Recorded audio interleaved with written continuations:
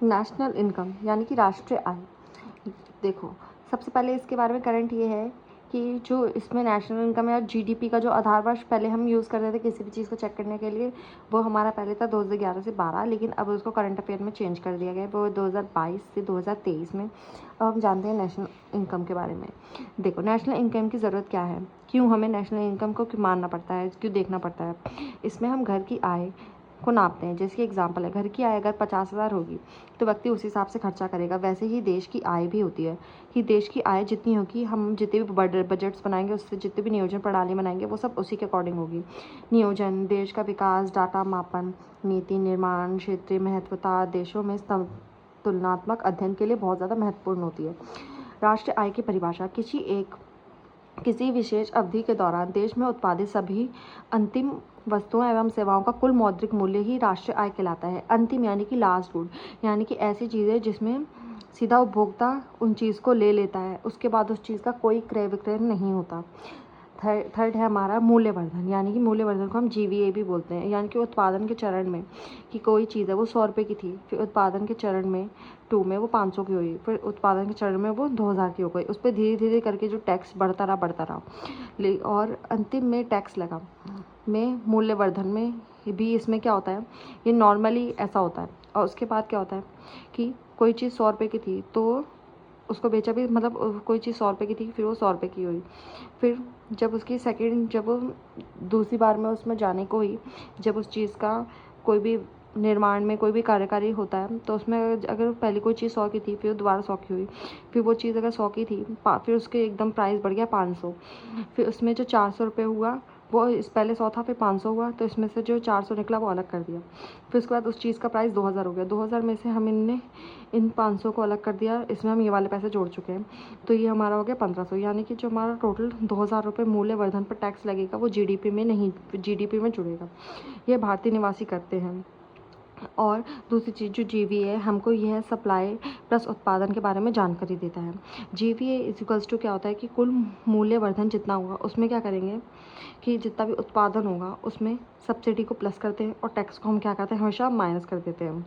ठीक है।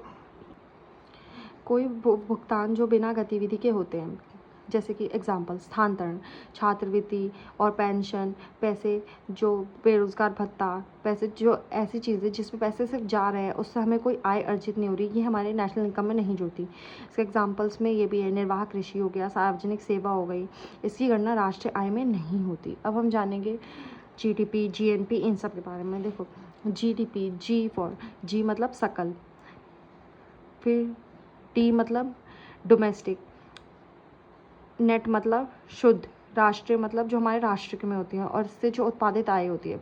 देखो, GDP ये बना GDP, GNP बना GNP, NDP बना NDP, NP बना NNP। इसमें देखो, अब इसके मतलब जानते हैं। सकल यानी कि ऐसी चीज़ें जिसमें डेप्रिसिएशन को ऐड नहीं किया जाता। डेप्रिसिएशन यानी मूल्यह्रास की, कोई चीज़ आज 100 रुपये की है तो आज से 2 साल बाद उसकी कीमत 80 रुपये हो गई, जो उसमें डेप्रिसिएशन होता है वो उसमें ऐड नहीं किया जाता। जो शुद्ध होता है उसमें डेप्रिसिएशन ऐड होता है कि यानी कि अगर कोई चीज़ आज 100 रुपये की है तो अगले साल अगर 80 की भी हो जाती है तो इसमें हमेशा जो शुद्ध आय है वो जोड़ी जाती है। दूसरी, मूल्यह्रास, चीज़ें पुरानी होती हैं तो उनकी कीमतें में डिप्रिसिएशन होता है, वही है। जीडीपी क्या है, इसमें डेप्रिसिएशन, जीडीपी में से अगर हम डेप्रिसिएशन को हटा देंगे तो हमारा जीएनपी बन जाएगा। अगर हम एनडीपी में से डेप्रिसिएशन हटा देंगे तो हमारा एनएनपी बन जाएगा। डी यानी कि डोमेस्टिक, यानी कि ऐसी चीज़ें जो भी देश की सीमा के अंदर बनती हैं, चाहे वो स्वदेशी हो चाहे वो विदेशी हो।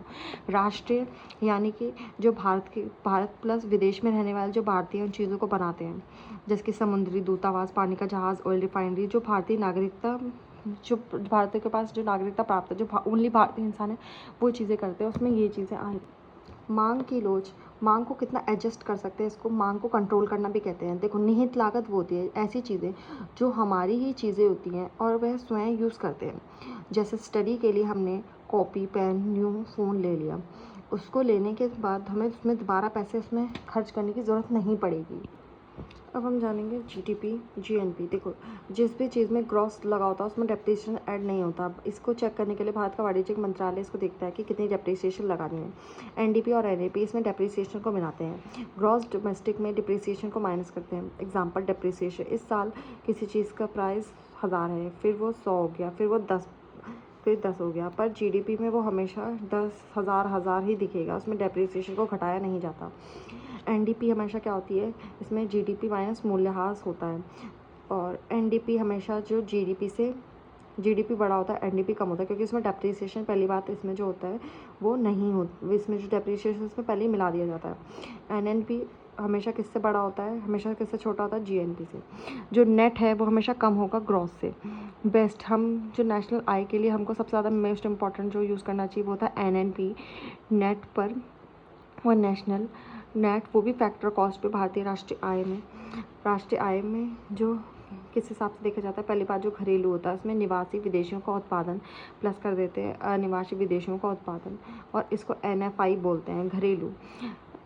भारत के हिसाब से क्या है, भारतीयों नागरिकों का उत्पादन प्लस विदेशियों का उत्पादन। राष्ट्रीय आय क्या होती है, इसमें हम घरेलू जितना भी मापते हैं कि हमारे देश की सीमा में कितना बना, उसमें हम एनएफआईए को जोड़ देते हैं। भारत में एनएफआईए बहुत ज़्यादा नेगेटिव में होता है, क्योंकि राष्ट्रीय घरेलू से कम होता है। एनएफआईए अगर पॉजिटिव होगा तो जीएनपी व जीडीपी अपने आप ज़्यादा ही होगी।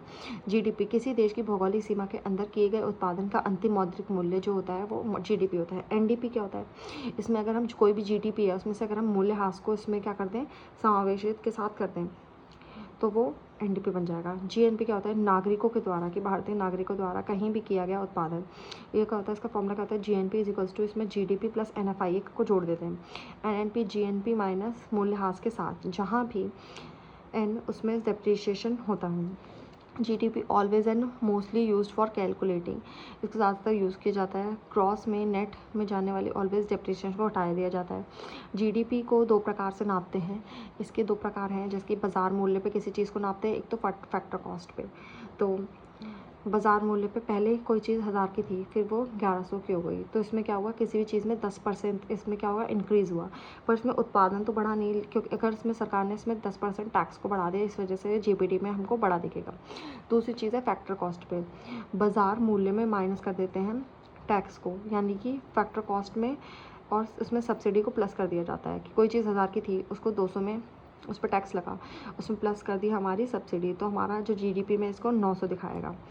अब जीडीपी 2 टाइप की होती है, एक नॉमिनल जीडीपी, एक रियल जीडीपी। नॉमिनल जीडीपी जो होती है नाम मात्र की जीडीपी होती है, और रियल जीडीपी जो स्थिर जीडीपी होती है। नॉमिनल जीडीपी जो होती है कि कोई भी चीज़ 1000 की थी वो 1100 की हो गई, तो वैसे ही जीडीपी भी निकलेगी। इसमें नाम मात्र की होती है, कि इसमें नॉर्मल जो इसी साल में जो प्रभाव चल रहे हैं, कि इसमें ज़्यादा दूर के आंकड़े नहीं लिए जाते, इससे उसी साल के आंकड़ों में थोड़ा बहुत इसको चेंज करके इसको चेक किया जाता है, इससे मुद्रास्फीति का प्रभाव पता चलता है।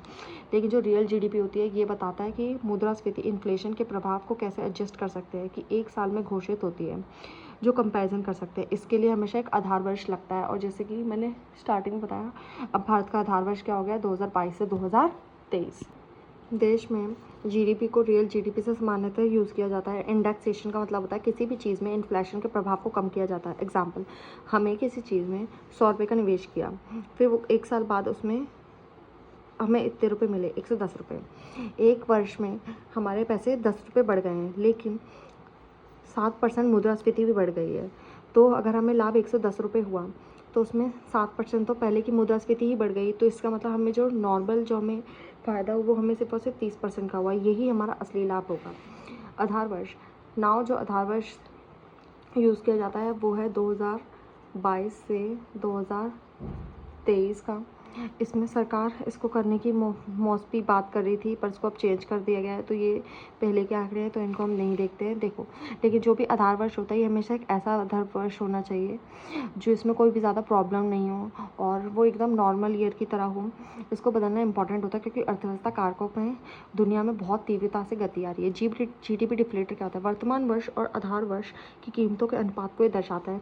ओनली वो दिखाता है जो देश के अंदर बनी हुई चीज़ें हैं, इसमें जो एक्सपोर्ट वाली चीज़ें वो नहीं दिखाता है। ये समग्र जीडीपी पर जोड़ते हैं।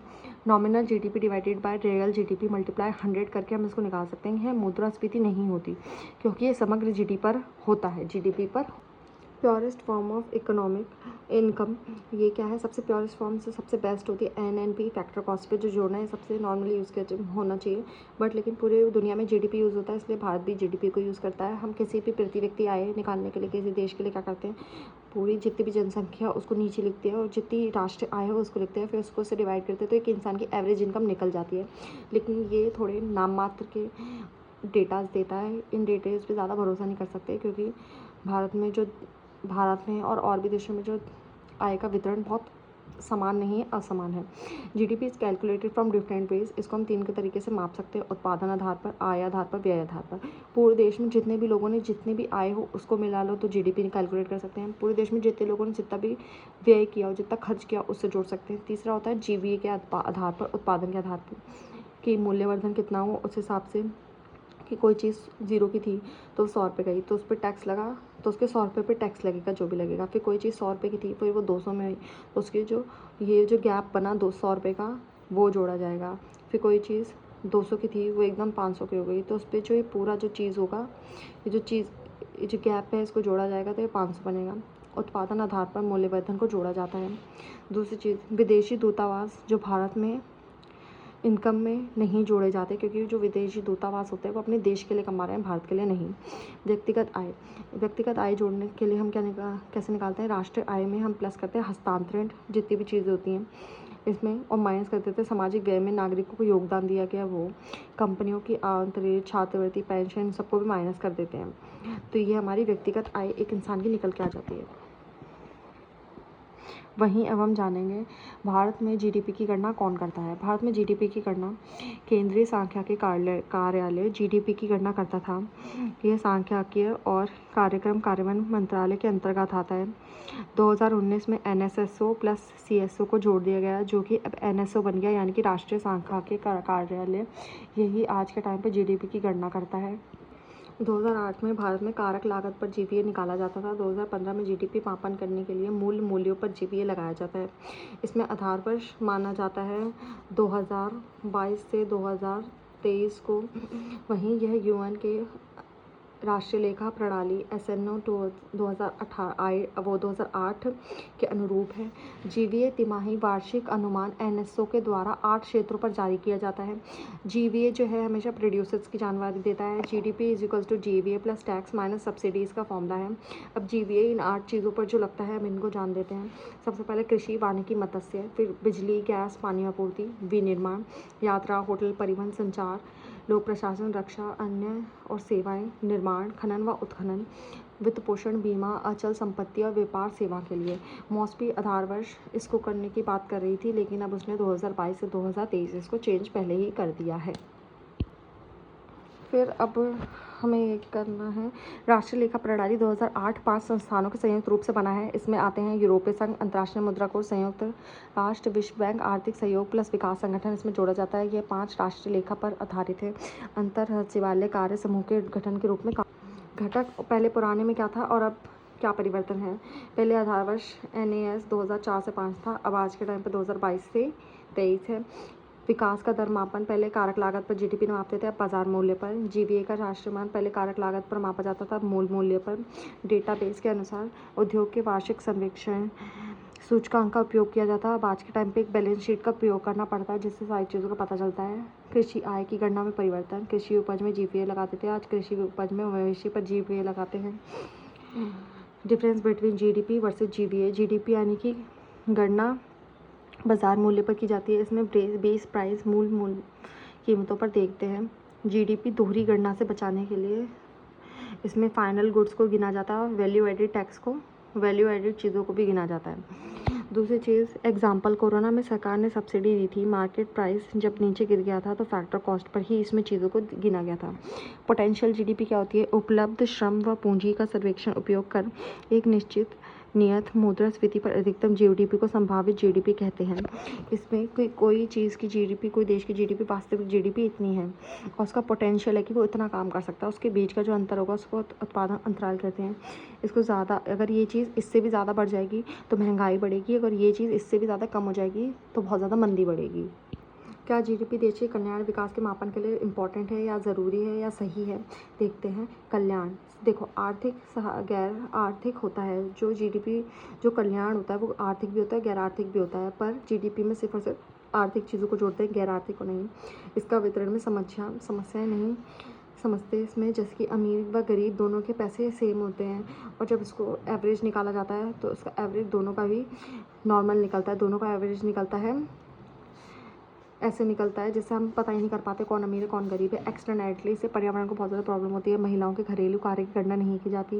देश में मेजर पॉपुलेशन उत्पादकता के भाव को नहीं गिना जाता। समस्या इसमें अनौपचारिक क्षेत्र को काउंट नहीं कर सकते, जैसे मजदूरी और हस्तांतरण। ग्रीन जीडीपी उत्पादन के कारण पर्यावरण को नुकसान जितना पहुँचा है उसके मौद्रिक मूल्यों को नापता है कि 100 करोड़ का उत्पादन किया उसमें से हमने 60 करोड़ का पर्यावरण को नुकसान पहुँचा दिया तो हमारी हरी जीडीपी निकलेगी। 40 करोड़ का नुकसान पहुंचा दे तो हमारी हरी जीडीपी निकलेगी 60 करोड़ की। लैंगिक जीडीपी क्या होती है कि 100 करोड़ की जीडीपी है, उसमें लैंगिक जीडीपी के अनुसार 20 करोड़ को उसमें नहीं यूज़ किया गया तो हमारी लैंगिक जीडीपी सिर्फ 80 करोड़ ही निकलेगी। समृद्धि मापने के तरीके। भूटान ने सकल GNHI राष्ट्रीय खुशी सूचकांक को 1970 के बाद माना। जीडीपी, इसने बोला हम जीडीपी को नहीं, हम नेशनल हैप्पी इंडेक्स को मानेंगे कि हमारी जनता कितनी ज़्यादा खुश है, इसके अनुसार माना ताकि वह समृद्धि को देख पाएँ। इसमें 9 क्षेत्र व 33 तत्वों के आधार पर हैप्पी इंडेक्स बनाया गया। इसकी चुनौतियाँ हैं, हैप्पीनेस स्थायी नहीं होती, इसलिए कभी भी बढ़ती है और कभी कभी कम भी हो सकती है। अब हम जानेंगे HDI ह्यूमन डेवलपमेंट इंडेक्स के बारे में। मानव विकास सूचकांक UNDP की रिपोर्ट कर दिया है। महबूब अल हक पाकिस्तानी वैज्ञानिक थे, इन्होंने इसका विकास किया। मानव विकास को 3 प्रकार से नापा जा सकता है, इन्होंने इसको ज्यामितीय मूल्यों पर लिया जाता है। इसमें 3 प्रकार हैं, स्वास्थ्य, शिक्षा, जीवन स्तर। सबसे पहले स्वास्थ्य को 1/3 वेटेज मिला, शिक्षा को 1/3 और तीनों को ही सेम वेटेज दिया गया है। स्वास्थ्य में हम जीवन प्रत्याशा कितने साल एक इंसान जीता है उसको जोड़ा गया। शिक्षा में है कि एक 25 वर्ष की आयु का इंसान जो है 25 वयस्क जो स्कूली में युवा शिक्षा के औसत कितने दिनों तक उसने स्कूलिंग की है। दूसरी चीज़ स्कूल में प्रवेश में बच्चों के बाद वो देखा जाता है कि बच्चा कितने टाइम तक स्कूल में पढ़ रहा है। जीवन प्रत्याशा में पर कैपिटा इनकम को जोड़ा जाता है, इसमें इंसान की परचेसिंग पावर दी जाती है, क्रय शक्ति की समानता देखी जाती है। प्रति व्यक्ति राष्ट्रीय आय द्वारा मापा जाता है। थ्राइविंग स्पेस इंडेक्स, इसमें पोटेंशियल को चेक किया जाता है। यह 3 प्रकार का होता है कि एक स्थान की परिस्थितियाँ, समानता और स्थिरता के आधार पर नोट। एक निश्चित अवधि में देश की राष्ट्रीय आय, उत्पादित अंतिम वस्तुओं और सेवाओं का कुल मौद्रिक मूल्य होता है।